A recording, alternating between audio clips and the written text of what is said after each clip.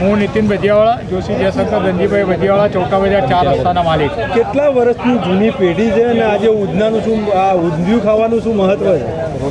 123 વર્ષ જૂની આ પેઢી છે અને વર્ષોથી અમે સુરતી ઊંધિયું બનાવીએ છીએ કે જે સુરતી ઊંધિયામાં પાપડી, રતાળું, બટાકા, શક્કરિયા, વિવિધ ભાજીના મુઠિયા, રીંગણ વગેરે અંદર નાખવામાં આવતી હોય છે. બીજા ઘણા લોકો અંદર ટામેટા, કેપ્સિકમને નાખે છે, પરંતુ અસલી ઊંધિયું જે બનતું હોય તે અમે બનાવીએ છીએ.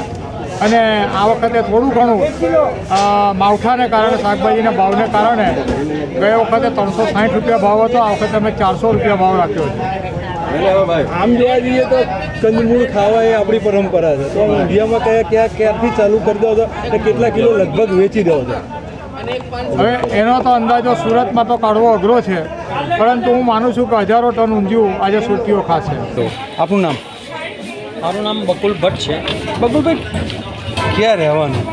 હું અત્યારે રહું છું વડાજણ, પણ મારું જે જૂનું ઘર ખરું એ હું સુરતમાં, આજે પણ મારું અહીંયા ઘર છે જ, મારી ઓફિસ છે. અત્યારે કઈ જગ્યા ઉપર શું ખરીદી માટે આવ્યા? અત્યારે હું હાલમાં જે જગ્યાએ ઊભો છું એ ચૌટા બજાર, અને જો ઊંધિયું તમારે ટેસ્ટ કરવો હોય તો ભાઈ બહુ જૂની પેઢી છે, જોશી જયશંકર ધનજીભાઈ ભજીયાવાળા, એમનું એક સ્ટાન્ડર્ડ વસ્તુ વેચે છે. અને બીજું કે તલ સુરતી ગમે ત્યાં હોય, સુરતની બહાર ગયો હોય, બહારગામ ગયો હોય, પણ આ એક મકર સંક્રાંતિના દિવસે, ઉત્તરાયણના દિવસે એ ઊંધિયાનો ટેસ્ટ કરવા તો જરૂર આવે ને આવે જ અહીંયા.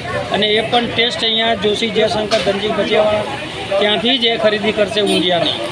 અચ્છા, અત્યારે વાત કરીએ તો તમે અડાજણ એટલે લગભગ 5 કિલોમીટરનો દૂર પેઢીથી, તો બી આ પરંપરા કેટલા વર્ષથી તમે જાળવી રાખી છે અને કેમ, એનું કારણ શું છે? આમ તો માનો કે આ પરંપરા તો અમે જ્યારે અહીંયા સિટીમાં રહેતા હતા, હું રહેતો હતો ત્યારે લગભગ 30-35 વર્ષથી જે ઊંધિયાનો અમે ટેસ્ટ કરતા હતા એ અહીં જ કરતા હતા કે ભાઈ અહીં ચૌટામાં જ આપણે લેવું પડશે, કારણ કે એના જેવો ટેસ્ટ બીજી કોઈ જગ્યાએ તમને મળે નહીં.